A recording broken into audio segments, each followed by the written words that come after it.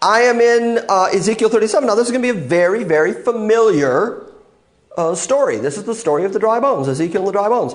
Every kid knows this. If you don't know it from your Sunday school, you know it from the song, the knee bone connected to the hip bone connected to the thigh bone. I probably just did it all upside down. The neck bone connected to the toe bone. I don't know. But that song comes from this. The hand of the Lord, this is chapter 37. The hand of the Lord was upon me. Now, this is right after what we looked at last week. We finished Ezekiel 36 last week. God saying, I will be inquired of by the house of Israel. I will do all this. I will increase their flock. I will bring them to Jerusalem. They will keep their solemn feasts. And the hand of the Lord was upon me. He just jumps right in there. Remember that when Ezekiel wrote all this stuff, there were no chapter divisions. Those were added a very short time ago, historically speaking. The hand of the Lord was upon me, and it carried me out in the spirit of the Lord, and it set me down in the midst of a valley that was full of bones, dry bones. Now, Ezekiel, this happened to him quite frequently, where God would show up and take him places. There's one place where it says that God grabbed him by the hair and pulled him up between the sky and the earth and took him around and showed him all the idol worship going on in Israel, which is a very peculiar way to pick a guy up, but it just kind of took him and off he went. Me, see, I wouldn't have that problem. You know, they'd be up there going, we tried. So. It caused me to pass by them round about, all of these dry bones. First he was shown this gigantic valley full of dry bones, and the Spirit caused him to pass over all these dry bones all around, so that he could see that, behold, there were very, very many bones in an open valley, and lo, they were very dry, which means they had been dead for a very long time. And he said unto me, Son of man, can these bones live? And I answered and said, O Lord God, you know. That's the right answer, by the way. Yeah, oh, good answer, absolutely. He wasn't going to say, well, no, that's impossible. He's dealing with God, who's already yanked him around by the hair for a while, so he knows that nothing's impossible. And yet he doesn't know what God's planning to do. So he says, well, God, you know. And again he said unto me then, prophesy unto these bones, or upon these bones, or preach to these bones, and say unto them, O ye dry bones, hear the word of the Lord. Now thus saith the Lord God unto these bones, behold, I will cause breath to enter into you, and you shall live, and I will lay sinews upon you, and I will bring up flesh upon you, and I will cover you with skin, and I will put breath in you, and you shall live, and you shall know that I am the Lord. Isn't that stunning? God took Ezekiel to this valley full of dry bones and then said, now watch this. You see all these bones? And the image that he wanted you to get when he took him around and showed him this huge valley full of all these dry bones, there were many of them. I mean, he wants you to know that he's talking about a lot of bones. And God tells Ezekiel, now go preach to these dry bones and tell them, now bones, here's what God says. God says, I'm going to make you live again. Now this is the foundation for Old Testament resurrection preaching.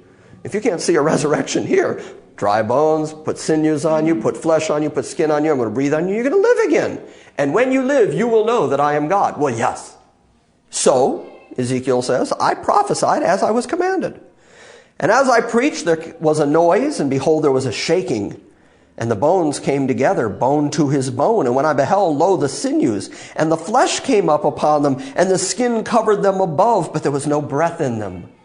All these dead, lifeless, perfectly formed bodies. How scary is that? And when I beheld, lo, the sinews and flesh came up on them, but there was no breath in them. Verse 9. So he said to me, prophesy unto the wind. Prophesy, son of man, and say to the wind, thus saith the Lord God, come from the four winds, O breath, and breathe upon these slain, so that they may live. Oh, well, now we know something else. Now God has said that all these bones didn't just die naturally, they were slain. They were killed, which means the reason there were that many bones laying in this valley is that a battle had taken place there. Some battle of a war had taken place there, and there was a great slaughter, and that's why all those bones were laying there. And God's raising them up from the dead now.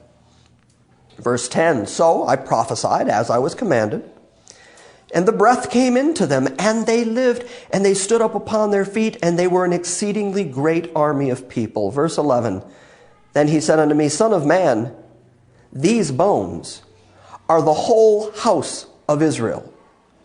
Behold, they say, our bones are dried, and our hope is lost, and we are cut off from our parts. Therefore prophesy and say unto them, Thus saith the Lord God, Behold, O my people, I will open your graves, I will cause you to come up out of your graves, and I will bring you into the land of Israel. And you shall know that I am the Lord when I have opened your graves, O my people, and brought you up out of your graves. And I shall put my spirit in you, and you shall live, and I shall place you in your own land. Then shall you know that I, the Lord, have spoken it and performed it, saith the Lord.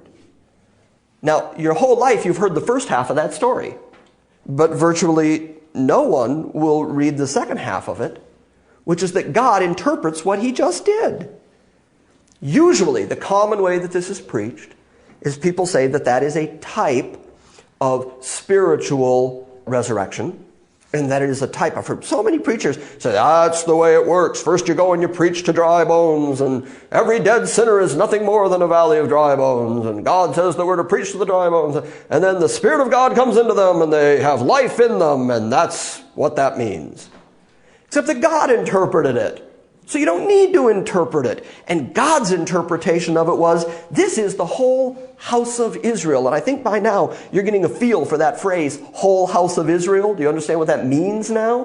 Whole house of Israel means all 12 tribes. People from all 12 tribes of Israel, the whole house of Israel. Not just Judah, not just Ephraim, not just the northern or the southern tribes, but the whole collective house of Israel. And he says, these are my people. I will bring them up out of the graves. And then it says, and I will bring you into the land of Israel. And he's saying all this after the northern tribes have already been scattered. They're already in the Assyrian captivity. They've already lost their inheritance. They've already begun worshiping other idols. And here's God saying one more time that the time is coming when he is going to raise Israel up out of the dust, going to bring them back to life, which is exactly what a resurrection is. And having resurrected them, he's going to gather them back to the land of Israel. He hasn't done that yet. But it's right here. It's one of those Bible stories we grew up our whole life knowing. But he hasn't done it yet. He said he's going to.